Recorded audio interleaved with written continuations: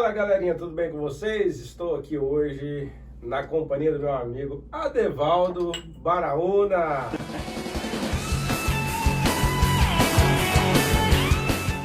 É pela primeira vez, né?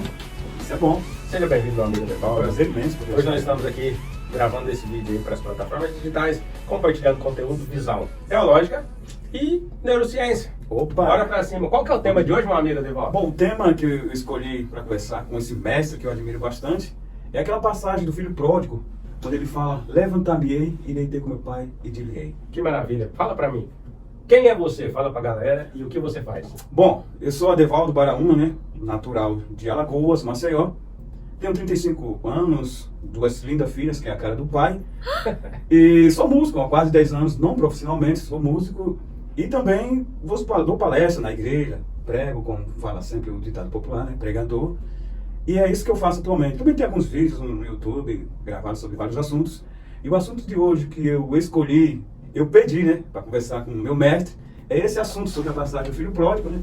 Quando ele desperta, dá uma volta dentro de si e diz: levantar-me-ei. Trazendo para os nossos, vou deixar bem claro aqui, trazendo para os nossos irmãos e amigos, uma visão teológica e uma visão na área da neurociência, na área do desenvolvimento pessoal, que é uma área que o nosso mestre Lúcio Félix domina. Bora começar. Vamos que vamos. Bom, você que está em casa e quer acompanhar conosco, abra sua Bíblia em Lucas, Evangelho de Jesus Cristo, vamos escrever Lucas, no capítulo 15, somente o versículo 18, que diz o seguinte: levantar-me-ei, irei ter com meu pai, e dir-lhe-ei: Pai, pequei contra o céu e diante de ti. Esta é a passagem que fala acerca do filho pródigo. E, a princípio, eu gostaria de fazer uma pergunta ao Lúcio, para que a gente possa desenvolver esse debate, né? Lúcio, qual a importância do reconhecer, do saber que precisa mudar, precisa melhorar? Porque é no momento que a pessoa dá uma volta e diz assim: poxa, cara, tem alguma coisa errada dentro de mim.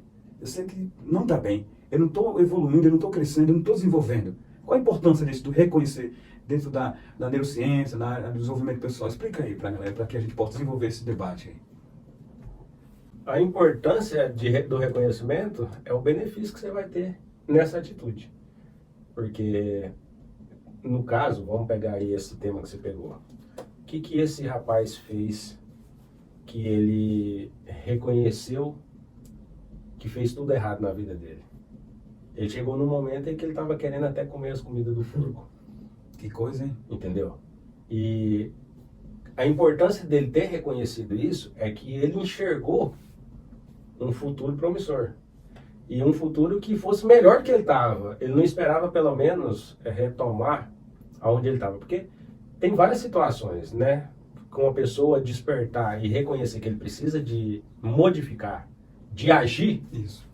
Porque tem aquela que você provoca, tem uma queda e tem quem nunca nem evoluiu.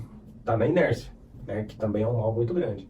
Então, por exemplo, se o cara tava lá no momento bom da vida dele, de repente ele se comportou de uma forma que deu a ele um resultado negativo, certo? Eu estou falando sobre o comportamento e resultado dessa vida. Nós dois estamos num debate em que você vai compartilhar sua visão teológica, eu vou te compartilhar resultado. Isso mesmo.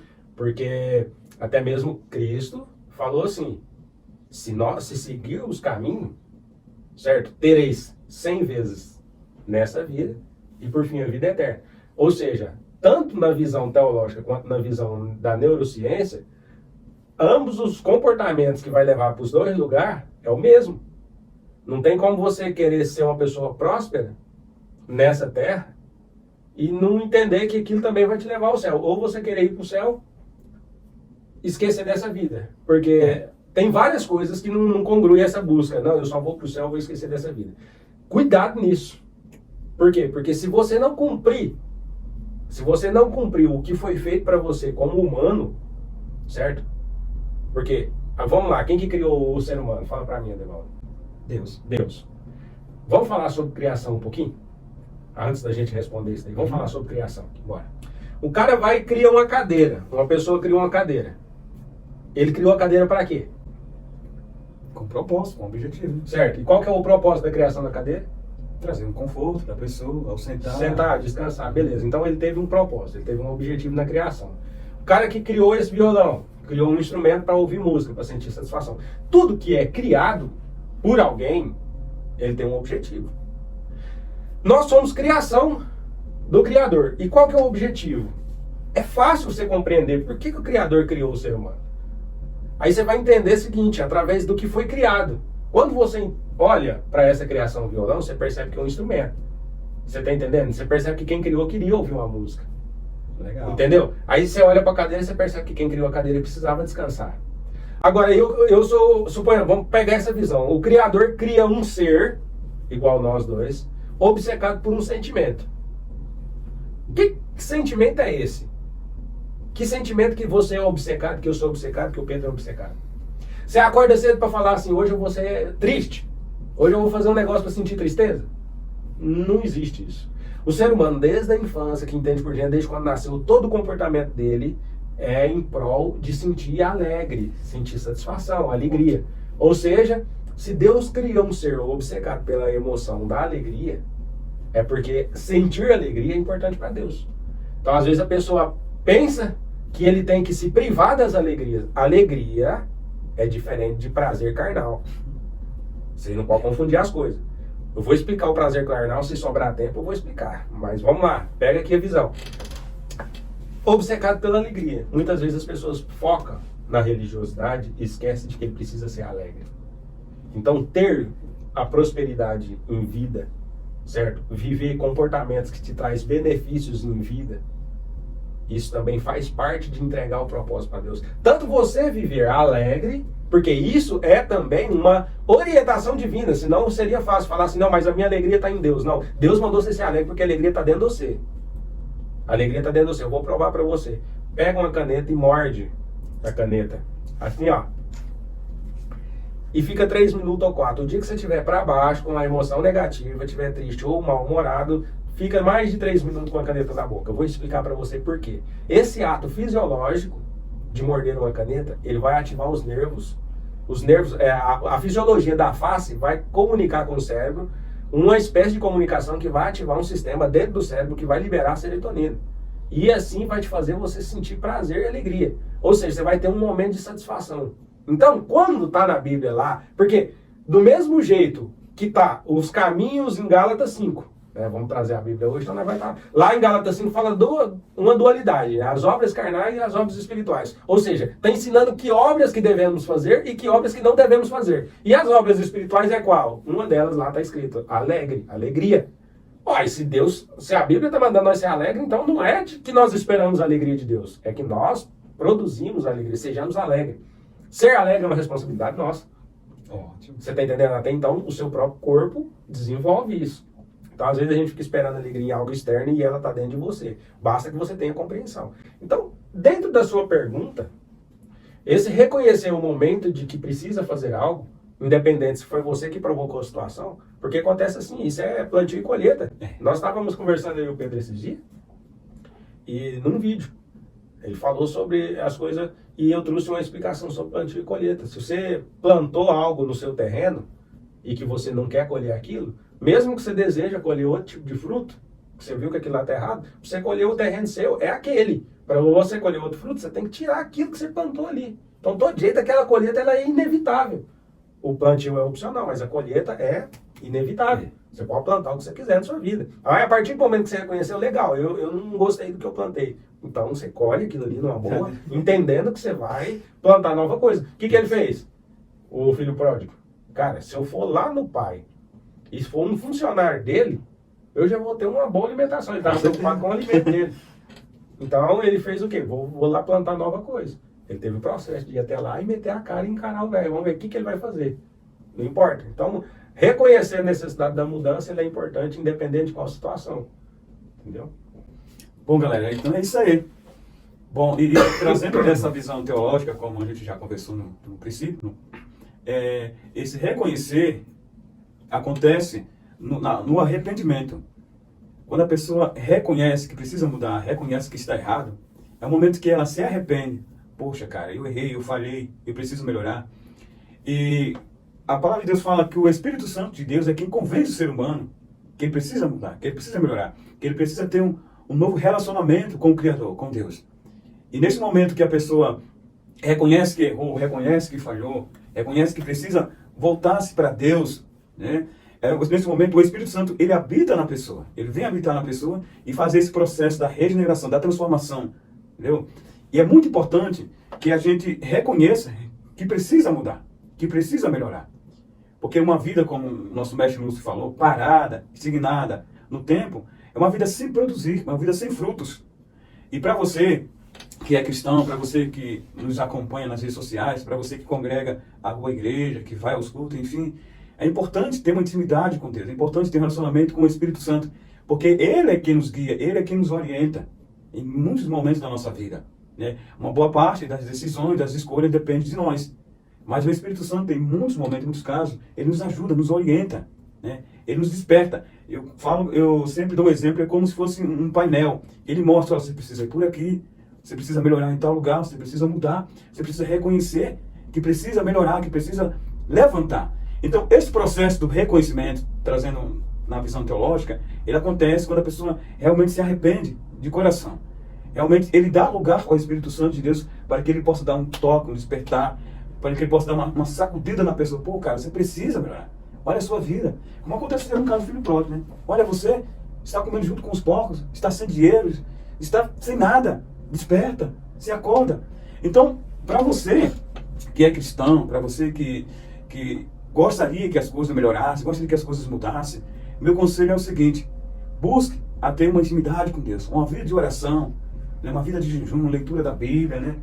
Busque a ter um bom relacionamento com as pessoas, e desta forma, o Espírito Santo de Deus vai te ajudar, vai te guiar, vai ajudar você a levantar desse momento difícil que você talvez esteja caído. E essa é a visão que eu trago a respeito dessa passagem aí. E a palavra está com o nosso mestre agora. Essa passagem aí, ela tem um processo de visão de corpo também. Tem. Porque você reconhece e age.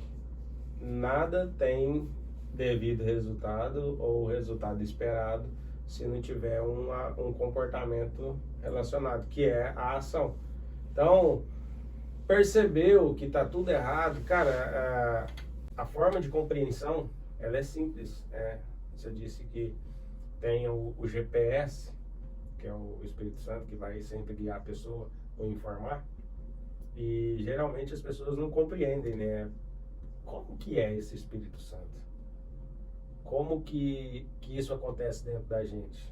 Então, às vezes você não tem uma visão religiosa, o seu cérebro, porque o cérebro em si, ele tem a interpretação das coisas baseado nas informações arquivadas. Isso. Certo? Então, às vezes, a pessoa que não entende da palavra ou que não cresceu dentro de uma denominação e que está recebendo essas informações do Espírito Santo, ele não está compreendendo o que está acontecendo dentro de si. Isso Você mesmo. está entendendo? Então, por quê? Porque ele não foi ensinado sobre aquilo. Mas é importante que você compreenda aquele desconforto. Existe em nós uma sensação que chamamos de alerta. Você está em uma situação que está te trazendo um desconforto. Aí você percebe, fala, poxa, eu tô incomodado. Você está entendendo? Você está vendo que você tem ali aparentemente nada que está te afligindo, mas você está se sentindo incomodado. E isso, você está recebendo ali uma mensagem ou um aviso que precisa ser mudado. Até então, numa visão neurológica, cientificamente falando, as emoções, ela foi desenvolvida pelo Criador para nos avisar. Gente, isso é uma ligação muito interessante, porque às vezes a comunicação do Espírito Santo, ela vem através das emoções. Eu vou trazer a visão teológica, transformando como se fosse uma transição para você de uma visão neurológica. Eu sempre tive uma convicção, eu tenho, de que a forma que nós comunicamos com Deus, a que nós conectamos com Deus, ou o lado oposto, são através das emoções que nós emitimos. É uma espécie de energia, de vibração. Aí vai bugar a mente aí, mas pega essa linha de raciocínio aí. Então, toda vez que nós emitimos uma emoção, a gente faz uma conexão com o lado espiritual. E essa conexão é importante para os nossos resultados. Se você está conectado com o lado positivo do sistema, tudo que é positivo vem de quem? De Deus. Ou se você está correspondendo a sua conexão com o lado negativo, a oposição. Beleza. Aí o que acontece é que as emoções foram criadas para nos avisar que há algo de errado que precisa ser feito. Se você compreender e ter essa visão, até mesmo quem sofre de algum sistema emocional, depressão, tristeza, raiva, por exemplo, por que você sente uma raiva? É um aviso de que algo precisa ser feito para colocar a situação na ordem. Porque quando as coisas estão alinhadas, é a paz que reina. Se algo está errado, você vai sentir um incômodo emocional. Com certeza. Então tá vendo que toda comunicação, porque espiritualidade e carnalidade só têm as suas diferenças na teoria. Na prática é tudo interligado. É tudo uma coisa só. Certo? Quando você comunica com a forma espiritual, primeiro você está iniciando no processo mecanismo carne da sua cabeça, do seu cérebro. Seu cérebro precisa ter vida para você fazer uma conexão espiritual. Porque se você não tiver vida, você já não tem espírito mais você, sua carne já está desligada. Aí, teoricamente falando, não, né? Aí já é na prática. Você só desliga a sua carne da espiritualidade quando você parte desse plano. Mas enquanto você tem vida, é uma coisa só. Porque é o seu pensamento que gera a emoção. E a sua emoção está ligada diretamente com o mundo espiritual. Entendeu? Então, o caboclo fica simples entender a hora que o Espírito Santo está falando. É quando as suas emoções estão te acusando de alguma coisa. Está te incomodando. Você não está satisfeito com aquela situação ali, você pode entender. O GPS não é o Espírito Santo? Espírito, emoção. Aí as emoções é fácil de identificar. A emoção está te incomodando. Isso. Alguma mensagem você está recebendo que você precisa fazer alguma coisa. Você precisa agir. Simples. E muito legal isso que você falou. Muito bom mesmo. Quando há uma emoção em você, positiva, há um sinal de Deus, há um sinal do Espírito Santo de que algo ali precisa melhorar, algo ali precisa mudar, algo ali de bom também está acontecendo na vida da pessoa, né? E esse processo da prática, esse processo de colocar em prática, de levantar, dizer assim, eu vou pôr a mão no arado, vou agir, vou dar o primeiro passo, vou fazer acontecer na prática, ele acontece muito, principalmente, eu acredito, eu postei recentemente umas fotos, uns vídeos, uma foto no Facebook, com o tema Os Três Pilares da Salvação. E a partir do momento que a pessoa aceita Jesus como Senhor e Salvador da sua vida, ela é automaticamente justificada perante Deus. A justificação, segundo a visão teológica, ela é mais do que o perdão. O perdão, ele remove a condenação, remove a culpa da pessoa, né? Por ele ter feito algo. Já a justificação, ela nos declara perante Deus como se nunca houvéssemos pecado perante Deus. Porque Cristo é quem nos justifica. E eu acredito que o processo da salvação, a salvação, para deixar bem claro para as pessoas, é uma vida eterna com Deus, né? Dada através de Jesus Cristo. Ele acontece nos três pilares que eu acredito, que é a justificação, a qual eu já acabei de falar, a regeneração e a santificação. E é aí que vem o processo da prática da vida do cristão, né? Trazendo essa visão teológica. A justificação, como eu já falei, né? A gente é justificado perante Deus. E a regeneração é quando acontece esse processo aí do desconforto. O Espírito Santo, na vida da pessoa, ele convence a pessoa, ele age, ele desperta ela para uma nova realidade. Ele causa esse desconforto na pessoa para que ela se toque, desperte que algo precisa melhorar, algo precisa mudar. E ele acontece na regeneração. O Espírito Santo vai regenerando, vai transformando a vida da pessoa diariamente, né? Tem momento que às vezes a gente chora, um choro assim que nos causa conforto, que nos causa um bom contentamento. É o Espírito Santo agindo na vida da pessoa. E assim como você já acabou de falar, há um processo, né, neurológico, fisiológico na vida da pessoa, dentro do corpo humano, quando o Espírito Santo de Deus está falando com a pessoa.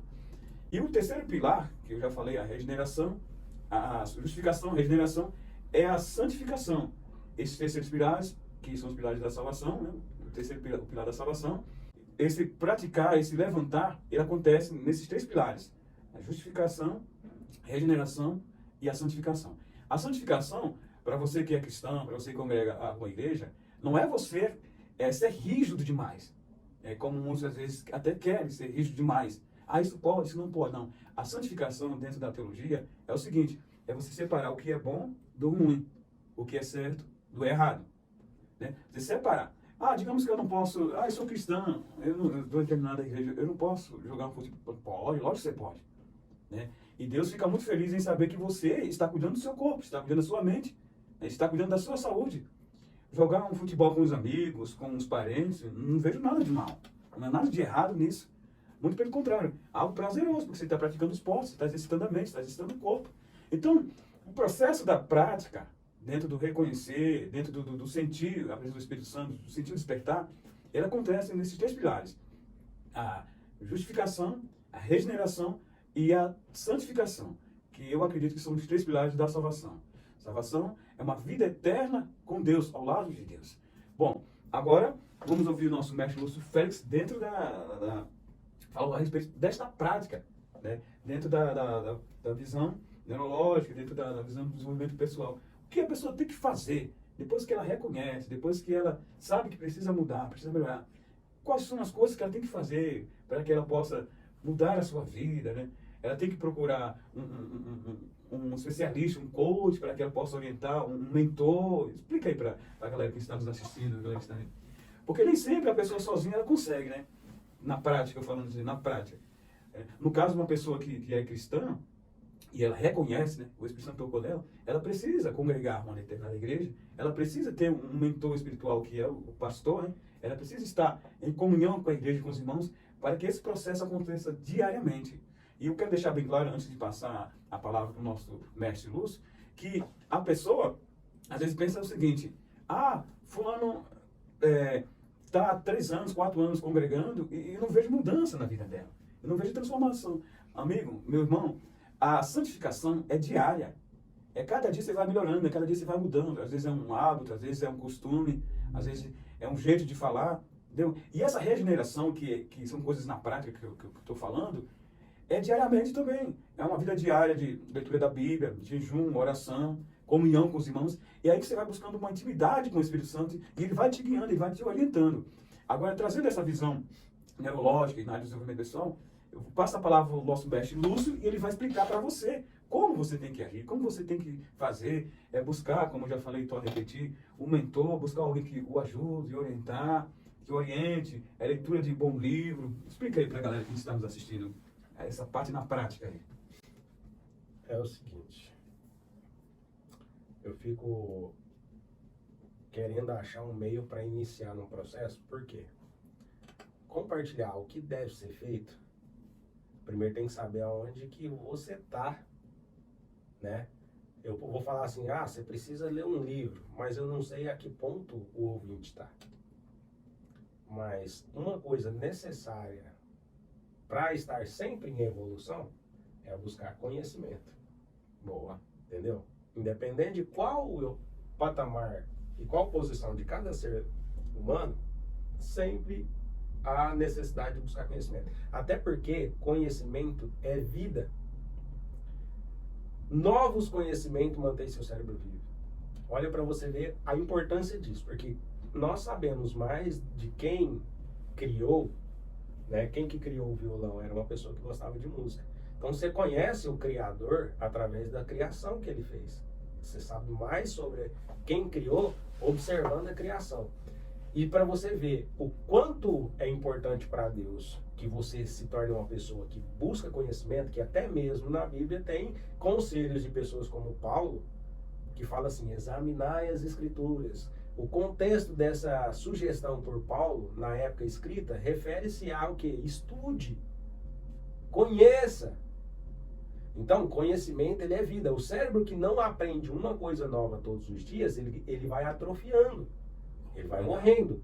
Muito bom. Então, a importância de se conhecer algo novo vai te dar mais vida cerebral. Você pode ficar sem as pernas, sem o movimento do braço, mas se você está aprendendo uma coisa todos os dias, o seu cérebro vai viver enquanto Deus permitir você nessa terra, seu cérebro vai estar vivo. Ou seja, adianta você estar com 90 anos de idade e não ter lucidez? Então, a responsabilidade da lucidez é a quantia de esforço que você determina em buscar conhecer coisas novas. Então, começa pelo conhecimento. Aí o conhecimento, ele te dá a compreensão.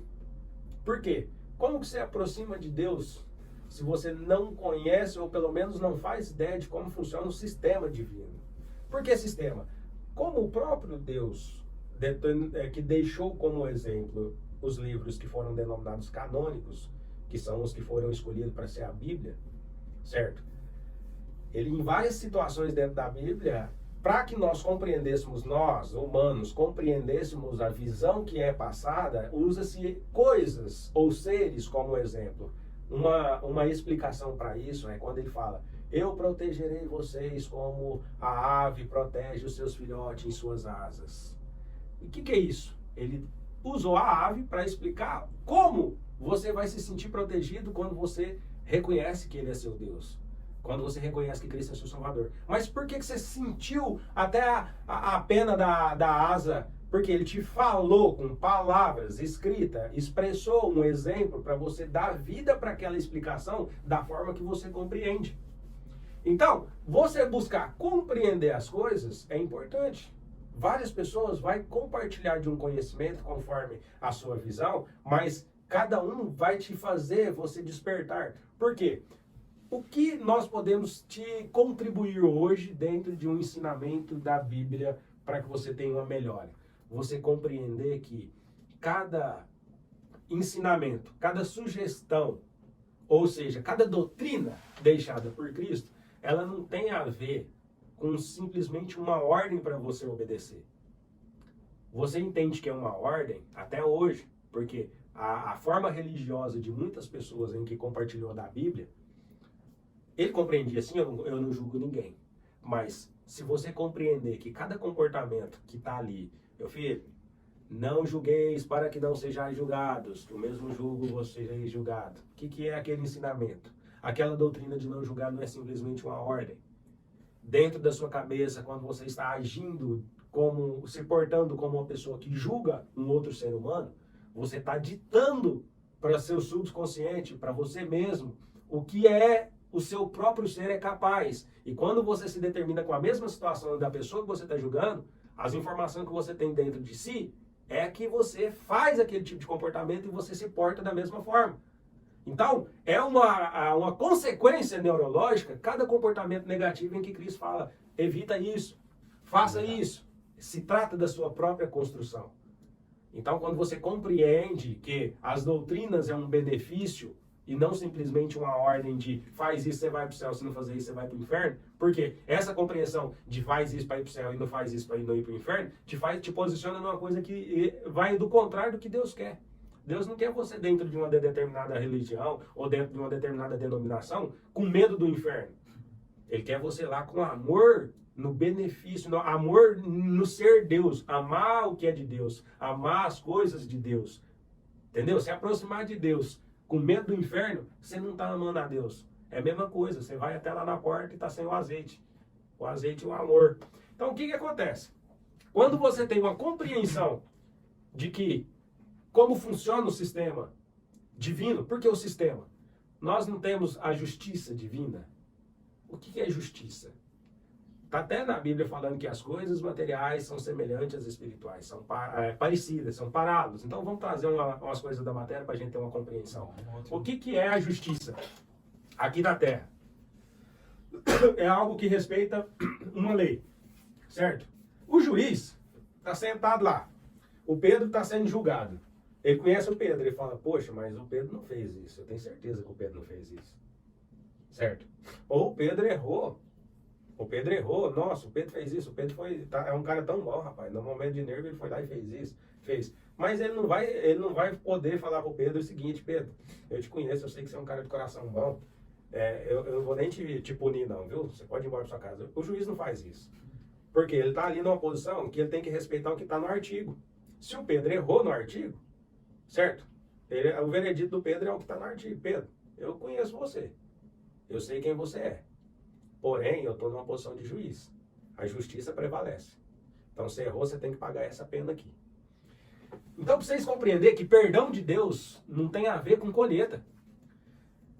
A ira de Deus está na justiça dele. Ou seja, Deus criou um sistema, desde o início, que é chamado lei universal. Por exemplo, uma lei universal é a lei do retorno, da colheita. Você plantou, você vai colher. Mesmo que Deus te perdoe, que Deus é amor, Ele quer o melhor para você, mas a sua responsabilidade de colher o que você fez, isso é inevitável. É compreensão. Então a justiça divina não é o castigo, Deus te castigou, igual as pessoas falavam, não, é o resultado do seu comportamento. As pessoas chegam em mim e perguntam, cara, o que é certo? Por exemplo, a pessoa tem uma mania de chegar no pregador, no pastor, e começar a perguntar, né? Pastor, pode isso? Ô, fulano, isso pode, isso não pode? Cara, ninguém é dono da verdade para falar o que pode e não pode, que nem Cristo ele respondia com acusação. Ele devolvia a sabedoria em pessoa, devolvia as perguntas ao invés de responder com a verdade. Porque a verdade ela é muito relativa, mas uma coisa é certa. Lúcio, pode fazer isso? Cara, se pode ou não pode, não cabe a mim te falar, mas uma coisa eu posso te falar. O resultado daquilo que você vai fazer, eu te falo. Você vai ter um resultado se você fizer assim, e se você não fizer, você vai ter esse resultado. Isso é mais importante do que se portar como dono da verdade. Ah, isso não pode fazer. Isso pode fazer. Isso bloqueia a mente das pessoas. Mas, cara, qual o resultado que você quer? Por exemplo, pode roubá-los? Na lei fala que não, né? Mas eu não sou dono da lei. Eu vou falar uma coisa pra você. O que vai te trazer de retorno, se você roubar, eu te falo, que é o retorno igual para todo mundo. Todo mundo que rouba faz o que com ele? Acontece o que? O que ele está plantando?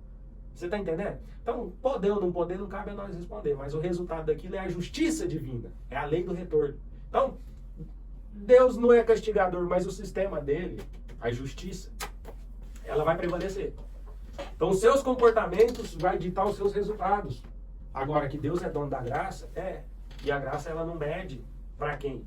A chuva é uma graça? É. E ela, quando ela vai cair aqui na Iturama, ela cai na casa do bonzinho, ela cai na casa do ruinzinho, ela cai na casa do maldoso, ela cai na casa do maldoso, ela cai na casa do rico, ela cai na casa do pobre, isso é graça. Ela não mede ninguém. Ela não mede consequências de ninguém. E o perdão, Deus vai estar com os braços abertos sempre te acolhendo. Mas a justiça dele prevalece.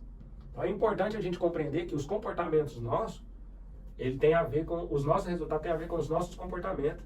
E que só de Deus é a graça divina. O resto é sua responsabilidade. Ótimo, muito bom. E olha, gente, o Lúcio falou muito a respeito de princípios, né? E eu peguei algumas coisas. Eu abri a mente, Lúcio, mais a respeito de princípios, a respeito de desenvolvimento pessoal, muito com você. Eu abri a minha mente o ano passado, acho no mês de junho, julho. Há pouco tempo, eu busquei conhecimento, tanto teórico como prático, nesta área aí que é desenvolvimento pessoal, sobre princípios, que é muito importante. E a pessoa, para você que está nos assistindo, a pessoa, ela pode congregar uma determinada igreja, ela pode ser cristã há muito tempo, mas uma coisa muito importante que eu aprendi com o nosso mestre Lúcio é sobre princípios, que ele já estava falando e algumas coisas eu já peguei. Não adianta você simplesmente congregar uma igreja e viver um bom tempo ali, só cumprindo as regras, né? As regras, as normas da igreja, e deixar de cumprir princípios bíblicos. Depois de você ter levantado, reconhecido que realmente precisa mudar, né? Ter passado por esse processo, ou ainda está passando, melhor dizer assim, por esse processo de mudança e transformação, dentro que é a justificação, a regeneração e santificação, é necessário, e eu aprendi com o nosso mestre, a gente cumprir princípios, né? Os princípios é a justiça, né? É a lei, é aquilo que não tem, não depende de qual religião você esteja para ele estar em evidência, né? Ele está em vigência, está acontecendo. Ele não pergunta se é budista, se é cristão, se é ateu. Os princípios, a lei universal, o sistema universal de Deus, ele não pergunta de qual religião, ele simplesmente precisa ser. Isso é para roubar ou deixar de roubar, que é questão de princípio, é ética moral ali, que é um princípio que não tem coisa. Isso daí, o efeito disso, ele está independente de qualquer religião. Às vezes a pessoa fala assim, isso aqui é só os crentes que não podem. É uma visão muito mesquinha, porque é princípio. Os princípios eles não são só para uma determinada religião, eles são para benefício, para prosperidade. Quando você vive embaixo, sobre princípios, vocês têm acesso a prosperar. Prosperidade é crescimento, evolução, independente de qual área da vida. Qual área da vida você precisa estar em prosperidade. Legal. Como não falar mal de alguém, né? É um princípio de não falar, né? E às vezes há um certo comentário malicioso, enfim, há um certo falar mal de alguém que às vezes acontece na vida do ser humano. E de fato é um princípio, né? É um princípio. E quando a pessoa fala mal de alguém, está quebrando o princípio que é de... Ela poderia falar bem a respeito da pessoa, ela poderia elogiá-la, Ela poderia causar assim, um clima legal ao falar bem de uma pessoa, mas fofocando, falando mal, ela está deixando de cumprir o princípio, né? E isso muitas vezes acontece em determinado lugar, em determinado ambiente. É o que eu falo, geralmente toda explicação em cima sobre esse tipo de comportamento vem com um processo de castigo, né? Vem com ameaças de castigo. Irmão, ou no caso de um pregador, eu falo porque eu cresci dentro de uma denominação. Irmão, você está falando mal de fulano, Deus vai te pôr assim, assim, assim. Beleza. É uma forma que todo mundo compreende. Mas assim, as pessoas às vezes podem deixar de ouvir isso e continuar praticando. Por quê? Porque tem vários processos dentro da cabeça do indivíduo.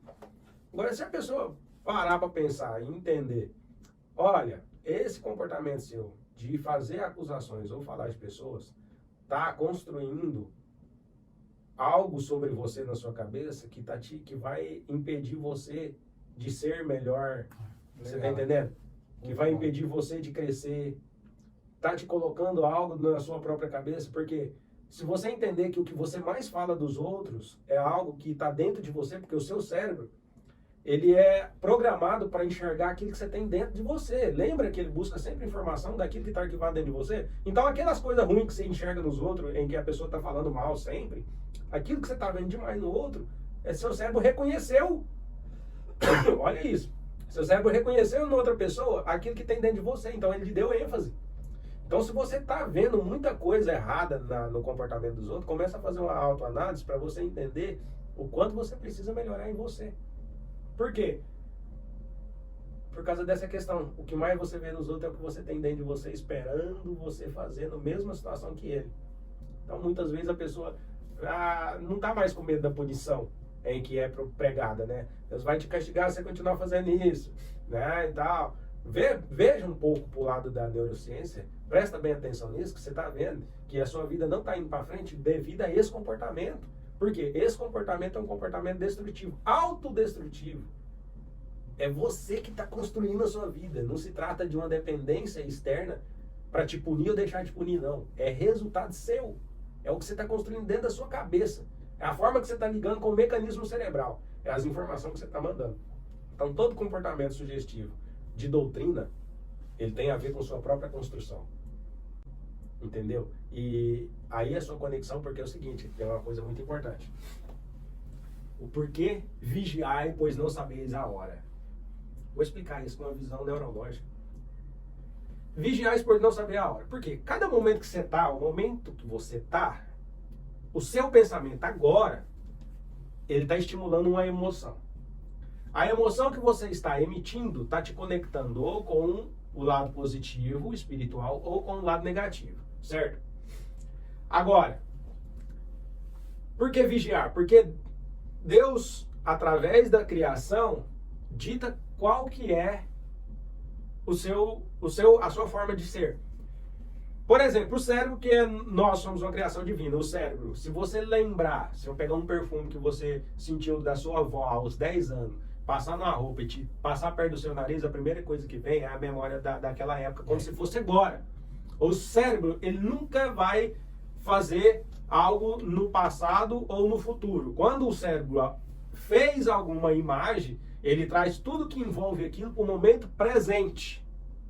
Certo? Deus está onde? No presente. Tudo que Deus faz é do sistema presente. Deus é o Deus do presente. Então presta atenção no presente. Porque o passado já está lá no passado.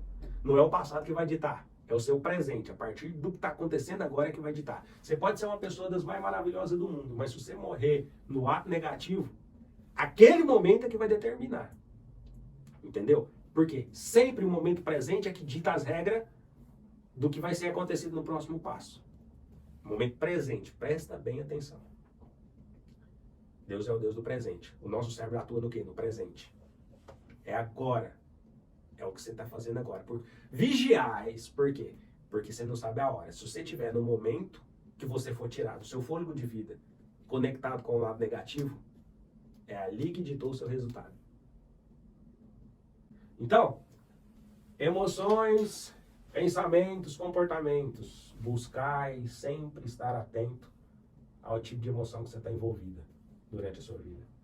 Porque se você estiver envolvido com ódio ou ressentimento, Porque eu vou contar até uma coisa de prática. Eu acompanhei um irmão no Paliativo em Barretos. Para quem não conhece, Paliativo é uma área, um hospital destinado a pessoas que já estão condenadas à morte pela doença e que só recebem medicação para amenizar a dor até morrer.